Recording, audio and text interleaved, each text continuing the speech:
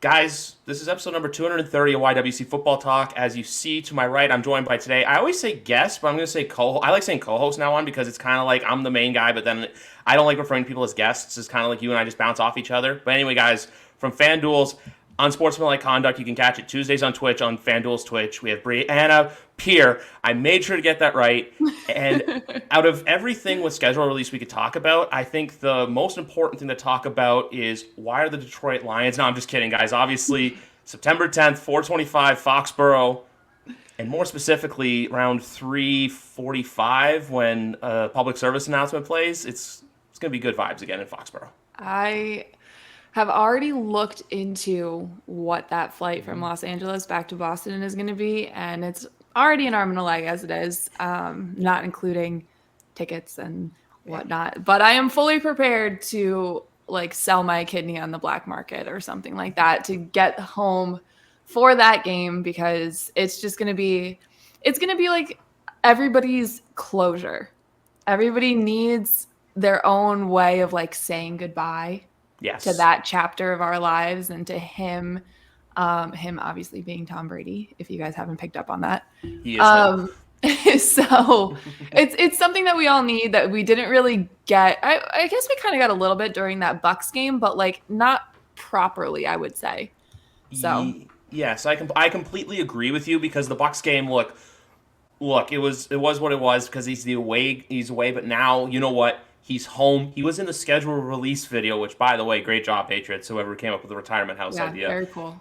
But you know what? This is proper closure. I know Mike Vrabel's got the nomination for the Hall of Fame, but I feel like this could be a potential, you know what, automatic. You get him in. I don't know what's going to happen. I also love the fact that it's 425 and I'd love to be there, but unfortunately, I'm probably going to be not in the best of spirits because I have a wedding the night before here, Oof. and I'm a groomsman, and it's 3 hours Oof. away from where I am. But I'm thankful for the 425 start, so I have time to get home, and maybe rough. I don't want to comment because look, weddings just never know. Right. But at the same time, it's a groomsman and it's a childhood friend, so I feel like it's going to be a bad time. But you know what? I'll enjoy it. I'll enjoy it from the comfort of my home, and then I'm going to assume this is a Jim and Tony game, so we'll see what happens. But like you said, this is closure, and this kind of puts to bed everything I've known all along that there was never bad blood, there was never beef, there Right. was never an issue between him and Kraft and Belichick. And I think we learned that too after the game. But if you didn't learn that, guys, read the Dynasty. But anyway, like you said, it's going to be perfect closure, and also too great way to open up the new renovations. Yeah. Oh my God. I had the like little update pictures that get posted here and there. It looks like a completely new place. It's crazy, like state of the art. Um, I'm just I totally have a feeling that they're just going to like retire his number on the spot right there. Like that's my thinking of because they said it was a halftime like celebration or whatever. Yeah, So, I mean, that'd be pretty cool. I wouldn't because it's obviously deserved, right? yeah. And Kraft looks at Tom Brady like his child and will do anything to, give him his flowers again, which are deserved. So, something like that like doesn't seem out of the realm of possibility to me. And then they announce whenever his like Pat's Hall of Fame ceremony will be and stuff, but it's gonna be cool. It's gonna be fun. It's gonna suck when they lose Yeah, afterwards, but at least we'll have a little bit of fun before that happens, I guess. yeah, exactly. Because like this game is just like it's not like it's any opponent. It's like look, you're getting fed to the wolves by the team who's being hyped up all off season. Yeah. Amazing draft. Almost won the Super Bowl for Christ's sake. So we'll see what ultimately ends up happening. But for the most part, us Pats fans get closure, and it's just like look, ending of one chapter onto the next. Yeah. And for some reason too, we can still get Bills fans mentioning the last 3 years, even Oh, give me a though break. They're yeah, so exactly. annoying. Look, there are some that I know that are cool, but then there are some that I know where it's just like, or not. I don't even know. I just see on Twitter where I'm like, Hmm. guys, you've choked in the playoffs 3 years in a row. Like, Like it's all well and good that divisions are being won and stuff. That's great, but what are you gonna do after that? Nothing. Okay. yeah, I mean, whatever. exactly. And like you were talking about before, you're obviously from the New England area, I assume, but you now live out in California. Yes. That's one thing I want to ask. How is it? How is it being a Pats fan on the West Coast? Is it like, is there a Um, lot of them, or? It's actually pretty cool because Los Angeles is like transplant central. Yeah. It's very few and far between where you run into somebody and they are like a local Angelino. They've been here their entire lives. Um, so I've come across not just a lot of Pats fans, but just a lot of like obscure football fans in general. I know somebody who is a Minnesota Vikings fan, and there's actually a Vikings bar down the road from my apartment. Hmm. There's a Boston bar in Santa Monica that we go to sometimes to watch playoff games or to watch like a Pats Sunday morning game because they do brunch and stuff. So it's really cool. There's a lot of New Englanders out here, but there's a lot of everybody out here. I've met a ton of Chiefs fans, whether they are actual like born and raised Kansas City people or bandwagoners remains to be seen, but they are here. A lot of Bills fans, like a lot of Northeast fans for sure, are out here, and it's pretty cool. We all came out here for the same reason, to get out of the snow and come to the warm weather. So I just had to ask. That's all with that. But the next thing going on then, because like you're mentioning Sunday brunch, I'm going to get into this quickly then. So, are you already just looking at the Germany game with a taste of oh disdain? Which god, yeah. 9:30 for us, but 6:30 for you on the Yeah. West Coast. I'm like, as soon as you said that brunch, I'm like, that's a little bit earlier than brunch. That's gonna be the like just groggy wake up, but then I feel like it's just gonna be like a snap your fingers, and it's just like, let's go Pats. It's gonna be tough. We woke up, I think like the World Cup game was at like 7 a.m. So we woke up early for that, and that was hard. A little hungover, so like that kind of didn't help the case, but we did it anyway. And then by halftime, good. We got some coffee in us and whatever. Um, 6:30, man. That's early though. Yeah, It's, that's like you wake up at 6 the latest to make sure all the streaming, because we have to do what's it called? Sunday ticket, yeah. because we don't get the local stream. So we have to make sure that that's working, that's connected to the Wi-Fi, because living in Los Angeles, they don't tell you this when you first move out here. The Wi-Fi decides to stop working whenever it wants in your wherever you live. The spectrum is like not the best, and that's like the internet provider out here. They just like kind of decide every other day, like, oh, we're gonna have an outage. So you got to make sure that's good before anything. Get the coffee, get the food, and then settle in to watch 2.5 hours worth of football, and the Colts too. Like I'm not sure where I stand with them this year.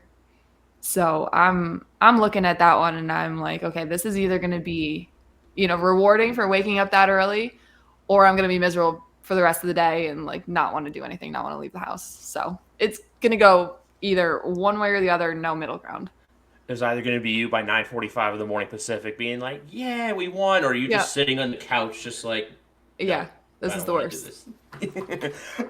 This is the Yeah. worst. Maybe That's it. maybe think of the office there.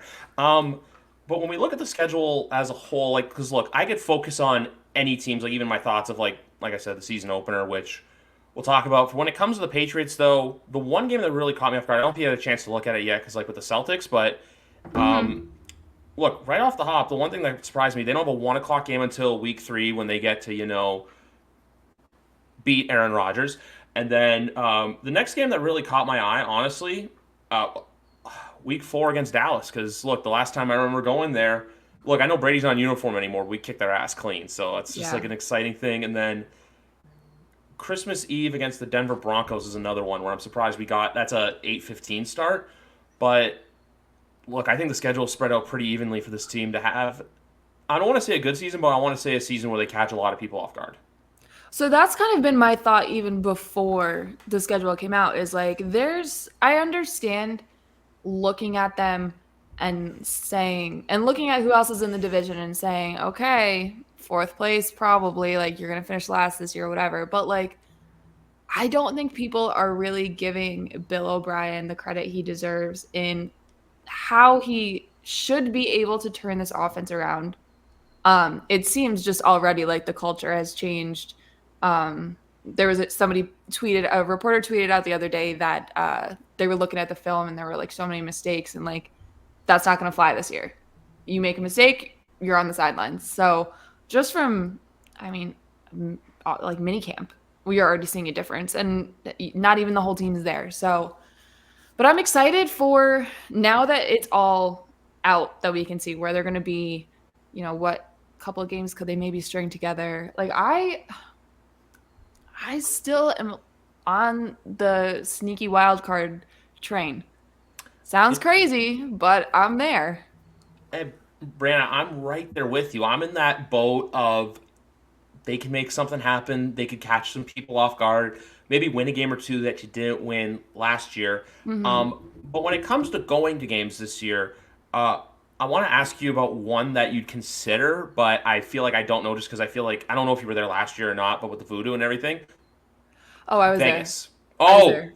Oh yeah, I certainly was. Um, in fact, I was sitting in the end zone that Chandler Jones ran into. So it was just brutal.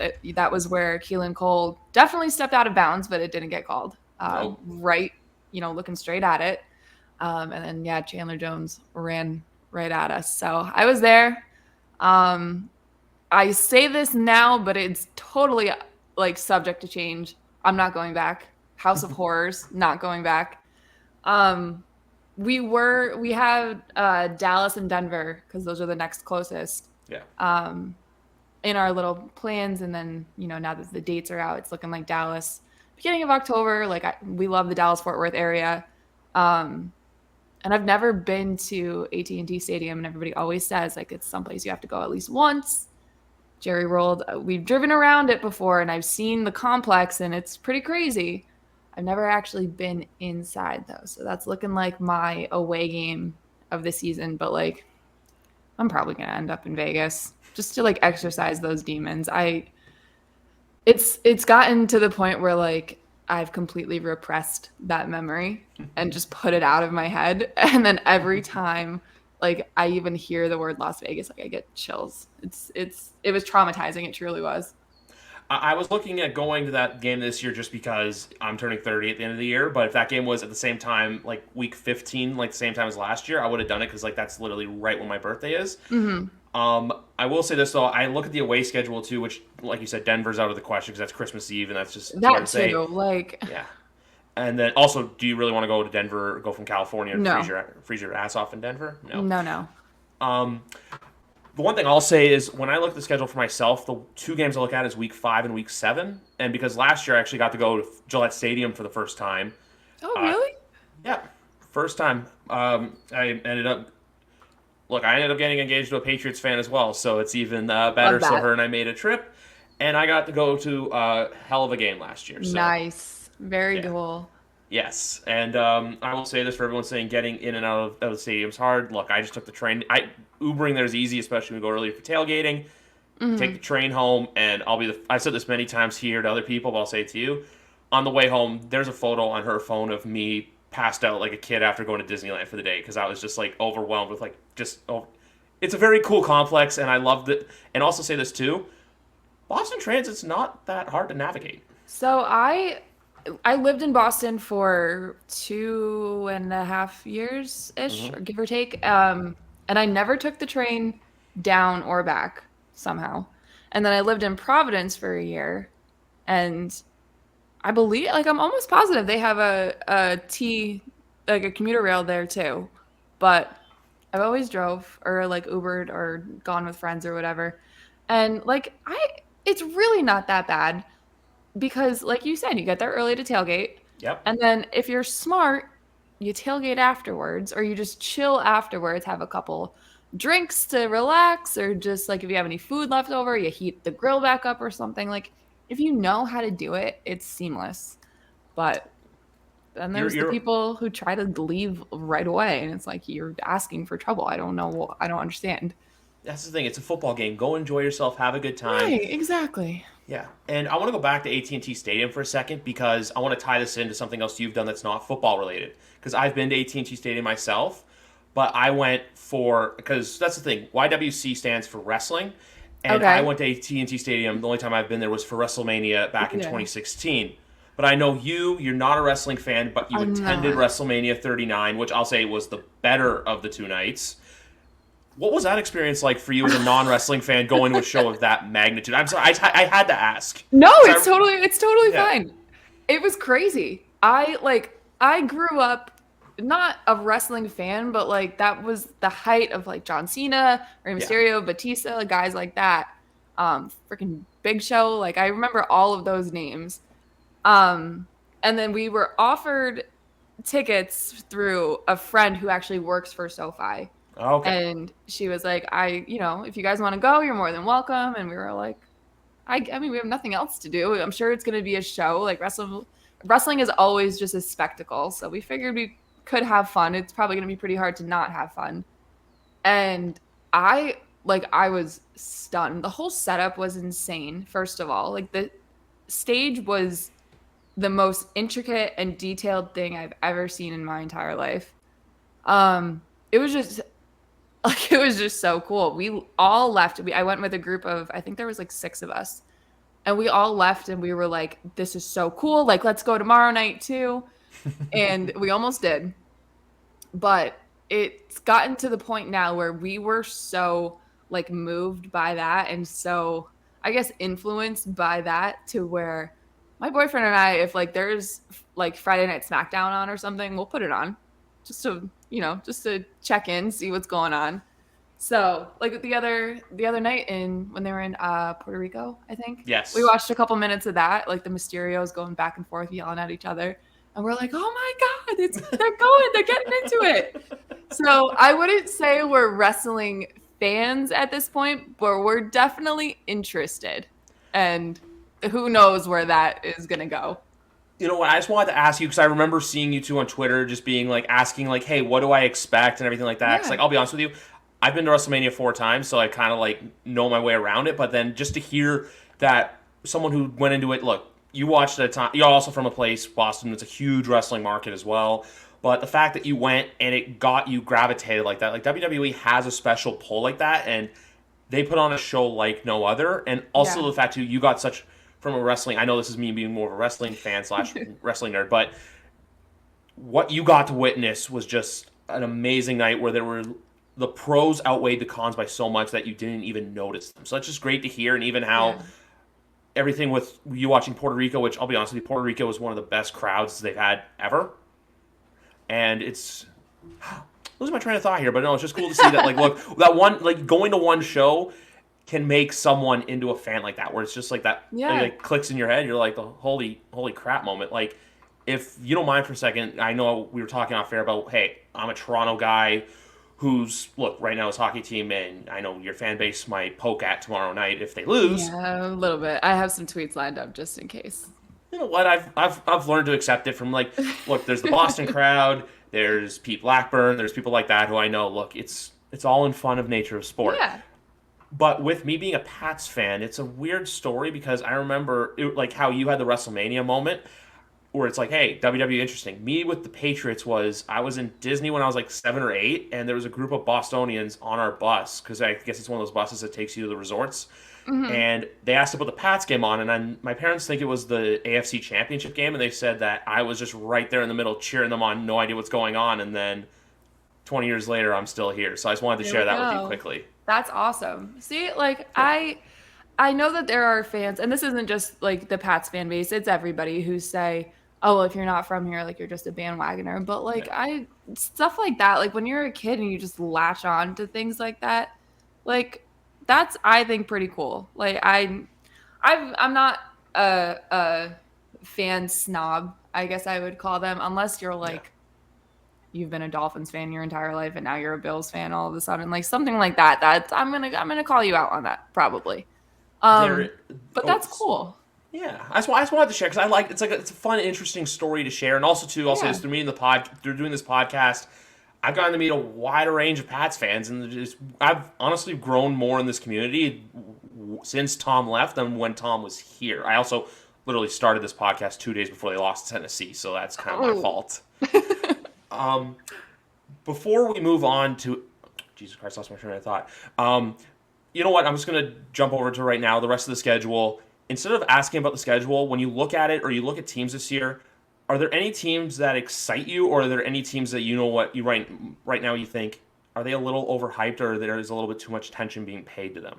I have one team that certainly answers that question. I think the Ooh. Jets are way overhyped.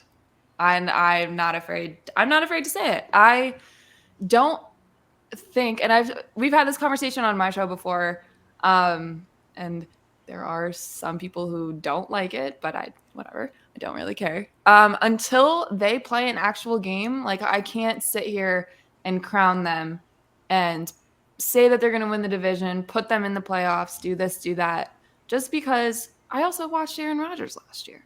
So I'm not like I know the guy is 2 years removed from back-to-back MVPs and whatever. I understand that, but I also watched him last year, and I watched how, yeah, it's not 100% his fault. Like that roster had its flaws, but like he's not completely innocent as to why they did not succeed.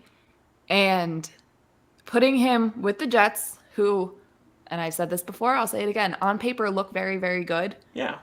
But like you could say the Pats look good on paper, but then people will be like, "Oh no, they don't." Like you can't just judge and predict based on that. I need to see it before anything else because I still think Buffalo wins this division 100%. regardless.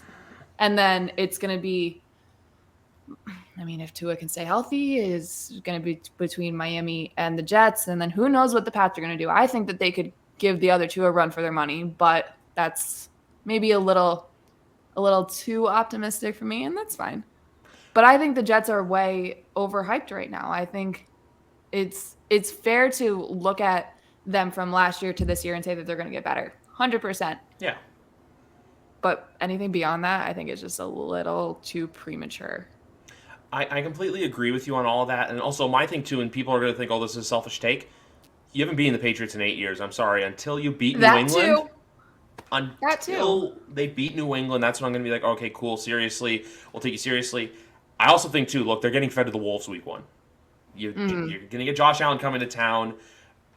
They've raised ticket prices like crazy. I saw it today on Twitter, the Black Friday tickets. There's like seats going for like $900 a seat. I think that's face value, too, which I'm just like, Jesus. this team is crazy. But then, honestly, like you said, look, we talked about it earlier with Buffalo, how some of the fans are just like, look, for some reason, like to come at us for some reason. Even to, I'll say this as well, them playing "We Are the Champions" after they beat us was their Super Bowl, and I called that. But with New Yeah. York, Weird. we're not making claims in May. We did this last year with the AFC West, where everyone's like, 14 playoff, like just have. I'm so guilty of that. I Yeah. had the Chargers winning that division. Like, I'm never gonna do that again. Can I tell you what I did last year with that? Yeah.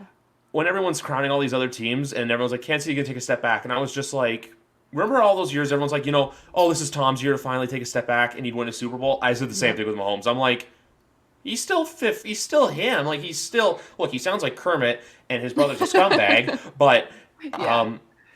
but it's still him. He's still Travis Kelce. And everyone's like, oh, like this. I'm just like, okay, we snap our fingers and he's at the Super Bowl. So I'm going to say that for every Right. time we doubt the Kansas City Chiefs, I'm just going to remember what happened in 2022. But look, everyone's guilty of takes with football like that. And Oh if yeah. I can't, and I'm not calling you bad take artists or anything like that. No, no, no, no, no. But the one team I'm just going to say I want to see them succeed, but I still feel like they're getting overhyped by the media is Detroit. I knew you were gonna say that. I'm also bad for saying this because I'm going there for SummerSlam in August. So if people see me on the street, they're going to come after me for this. I'm just saying. I just think that, like, look, I know last year they were really good. I just don't want to see this team become like what we saw the Cleveland Browns come. Remember when they had OBJ and Landry, where it's just like they're going to win the division, they're going to do this. Minnesota had such a bad defense. I'm just like just let them play first. And I think week one, I'm going to quote Katy Perry. You're either going to, she says, and you're going to hear me roar. We're either going to hear them roar, or we're gonna hear them meow like I don't know where my cat is, but or like the little meow. You're either gonna hear one of the two. Yep. I am pretty high on the Lions just because I think that they're like a fun story, a fun team. I think Dan Campbell isn't necessarily a good coach, but he's very likable, and it seems like he's got those guys totally bought in to what their entire thing is about. Like, you're for each other. He's a player's coach for sure. Yeah. That week one game though, that's tough. that's like, okay, you guys want to be the new darlings of the NFC North. Like, here we go. Start it That off. that's So, pushing him into the deep end and saying, "Hey, yeah, learn to go swim, swim. Yep. go swim." Like, look, I loved what they did last year. First Patriots game, remember too. Like I said, 29-0. Thank you for that, Dan. I feel like that was kind of the turning point in their season too. But I just don't want to see them look like I said, come another statistic where it's like another team where it's just so good and Right. like it crumbles from that. Like I want to see them succeed, but it's up to them ultimately to do that. And with that game, and I know you work for FanDuel, so I'm going to say this right now, guys. Over. It's. I think that's why the NFL put them there because I feel like it's going to be like a 30 to 25 style football game where it's just back and forth, back and forth. Yeah, I'd be interested to see like what the line opens at for the over under right now because I'm sure it's probably got to be like at least 45 and a half, I something think like that. I think I saw 48.5 today. Wow, really? Yeah. Okay. So, I mean, still higher than I thought. Still obviously very high. Yeah, I completely agree. I think I mean, and I work for a company who is involved with all the betting and stuff, so I feel like I have to say this, but even if I didn't, truthfully, like sports betting is the new way to get fans involved. At first it was fantasy and now it's kind of transitioning into the sports betting as more and more states are getting legalized. So I think a game like that where there may not be all that much defense played is perfect for the leagues that are trying to partner up with these companies Yes. to get more fans involved. And so I'm gonna bet the over. I'm gonna be home in August. So I'm going to play some futures bets while I'm there because you can't sports bet in California, but you can in Connecticut and Massachusetts. So I'm going to be doing that. I'm going to do Pat's over win total, taking the over in that first game because, like you said, it should very well hit. Yeah. Um, but there's a lot of matchups this year I think that are perfectly placed for things like that. Like the Bengals Chiefs won at the end of the season.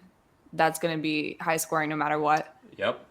I feel like, well, I truly feel like any game that the Chiefs play in, like you expect to hit the over, just because they're so crazy on offense. The only thing too, and I feel like I know how this is how I know I'm a degenerate when they will talk about a certain game, and I'm just like, yep, I bet this, and it didn't Yep. hit. And the last time I went for a Detroit Lions over was when they played the Chicago Bears Week 17. It was 51 and a half, 51 points in the game. Oh no! Talk about Yeah, a bad beat. Ugh, such a bad beat. brutal. Not as bad as my one last night with Matthew Shots, which was 4.5. But then I was like, you know what? I don't care. They got the win. That's all that Mm-hmm. is. But you know what? I'm gonna make a PSA right now. California, Texas, and Florida. Get on your stuff, guys. Allow this to happen. California is one. Those are the three states that still shock me because for how big they are, that they don't allow legalized sports gambling.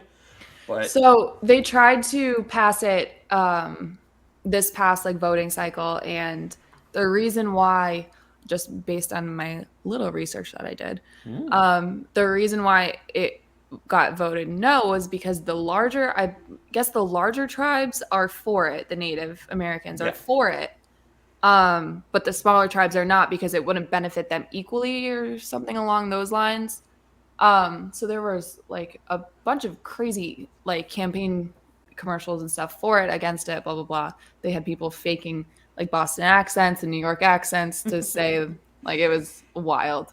But I'm hoping soon because it's not just California. I feel like it's everywhere. Like I can understand for or against. Like I understand both sides of the argument, but it's just like it's the thing. Like it's now.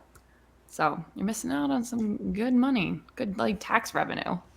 that's it. That's just the thing. It's good tax revenue, and I'm sorry to go off focus, but you love to come here and bug me every podcast, don't you? Um, That's the thing. She'll just sit here and then she'll just go and mosey on her way. I'm not going to pick her up because she'll get mad at me. Um, but you know what? It's just the way of the future. And I always see this thing too about people getting mad about it airing. Look, because I'll tell you right now, the commercials in Ontario, it is pretty bad to where it's like every other commercial is involved in it. But at the Hmm. same time, too, with so many leagues and so many provinces and states, which I'm saying that, guys, I'm Canadian. I know she's American, but I'm Canadian. It's the way of the future. It's the way to go. And even creating betting content, which look, I do it as a fun hobby. you're basically someone where I strive to be one day, where I get to do it as a living. And I'm just gonna say this right now: keep killing it because you're doing great. I Thank you. know, I know. There's a lot of crap that goes on. There's a lot of I'm just gonna say idiots out there. But Yeah, you know what? that's true. The fact that you go and because I wanna wrap this up just because I want to get you back to your Celtics game. But the fact that you guys deal with it and you know what, you just persevere. Just keep doing you, Bree. You guys Thank you. you guys are killing it when it comes to content at FanDuel. But for the most part, like I said, you're also probably one of the bigger followings that I've ever had on here on this podcast. So I appreciate you coming on. I appreciate your time. I'm going to also do a handshake agreement with you right now because my plan is to do 2 bets for over and under wins futures for the NFL. Okay. I'm going to go in on with you. If it is still at over 7.5 for the Patriots, I'll stick my hand out. Yep. Handshake Shake on agreement. We'll shake on it. Yep. You know what? That's also the name of the podcast. Shake on it. So for anyone that asks, wow, why is it called that? Wait till the end to listen. Anyway, guys, I'm just going to say this quickly, too. And like I said, because I know you have a huge following. But if people out there don't know, much about you for some reason, where can they find you? Or where can they... I know I plugged it earlier, but if you want to say it again, where can people watch on Sportsmanlike Conduct? Yeah, on Sportsmanlike Conduct every Tuesday on Twitch, on the FanDuel Twitch. You go twitch.tv/FanDuel. We're there for usually about an hour, just shooting the shit, talking about all the latest. And it's me and my co-host Gab, who is Cleveland girly. She's the best. And then my Twitter is at BSP_13. It is where you can find some mildly hot takes, I feel like. Some good memes, a freak out here and there. Some, what I like to call it is the human side of being a sports fan. Like I'm not gonna mince my words when it comes to the Boston Celtics or especially the Bruins a couple weeks ago. So, and especially when it comes to the New England Patriots, that is like my peak season, I guess you could say. So if you don't follow me there, I'd love to have you. And I think that's everything. A couple other things I'm going to point out quickly is, look, I follow you both platforms. I also know you're on TikTok, and for some reason, because this movie was on in the gym today, and it made me think of you because I knew you were coming on. But my cousin Vinny was playing in the gym, and I know you have a very famous My Cousin Vinny TikTok as well. So I just wanted to briefly mention that quickly. Classic, yeah, a good little Marissa Tomei voiceover, yeah. It's always good sometimes just to do that. But you know what, Brianna? I'm calling you Brianna Bree. That's fine, whatever you want. It's a blast getting to talk to you guys, getting to talk to you with everyone watching, with all the guys, girls watching. Thank you for coming on once again. It was a blast. Hopefully we can do this again sometime soon down the road. For sure. But, thank you.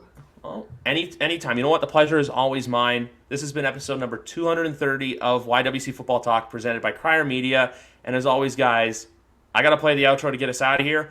Brianna, I'm going to say this too, just because, look, you're a new friend of the show. Go Celtics. Go Celtics.